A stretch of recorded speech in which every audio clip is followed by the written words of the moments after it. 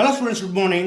This is 11th Mathematics, Chapter 2, Basic Algebra, Exercise 2.2, Question number 2. என்ன கொடுத்திருக்காங்க?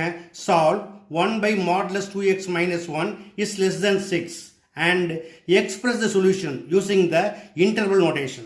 Okay students, எப்படி செய்யறதுன்னு பார்க்கலாமா? First, given. என்ன கொடுத்திருக்காங்க? 1 by modulus 2x minus 1 is less than 6. இதை கொஞ்சம் மாடிஃபை பண்ணி எழுதிக்கிறேன். அதாவது 1/6 is less than modulus 2x minus 1. அதாவது இந்த பக்கம் டிவைடு அந்த பக்கம் மல்டிப்ளையை மாற்றுறப்ப இந்த 6ஐ கீழே கொண்டாந்துடலாம். ஓகேயா?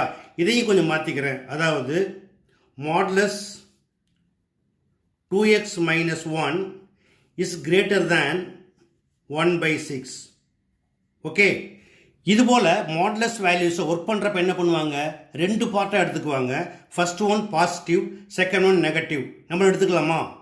ஃபஸ்ட்டு பாசிட்டிவ் எடுக்கிறப்ப என்ன பண்ணுங்க? இதை அப்படியே எழுதிடலாம். அதாவது 2x minus 1 is greater than 1/6.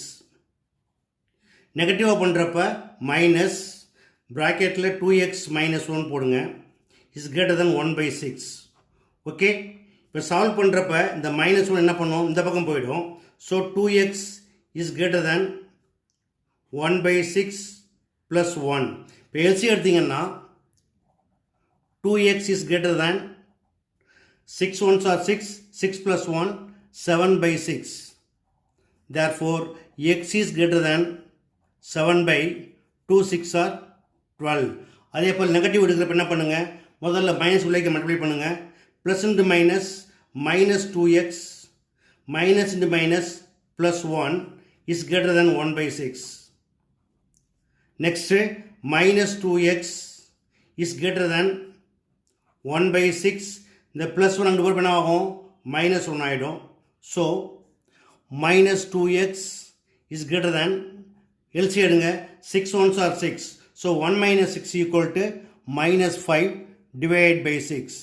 அடுத்ததா இந்த எக்ஸோட சைனை மாற்றணும். எக்ஸ் எப்பவும் பாசிட்டிவாக இருக்கணும் இல்லையா? அப்போ என்ன செய்யணும்? Divide by -1 on both side we get இந்த -2x என்ன மாறும்? +2x ஆகிடும். இது மாதிரி மாற்றுறப்ப இந்த சிம்பிளையும் மாற்றுங்க. கிரேட்டர் சிம்பிள் என்ன மாற்றணும்? Less than. இங்கே என்னவாகும்? மைனஸ் ப்ளஸ் ஆகிடும். 5/6. Therefore X is less than 5/2 × 6 12. Okay, இப்போ இதோட ஆன்சரை எப்படி ஃபைண்ட் பண்ணணும்? Using the interval notation. பார்க்கலாமா? நம்பர் லைனில் இது -∞, இது 5/12, இது 7/12 and this one is +∞. Okay, இப்போ x is greater than 7/12 which means moving towards rightward and x is less than 5/12 which means moving towards leftward. Okay, அப்போ solution எந்த பக்கம் இருக்குது? இந்த பக்கமும் இந்த பக்கமும் இருக்குது. அப்போ சொல்யூஷன் எப்படி எழுதுவீங்க? therefore solution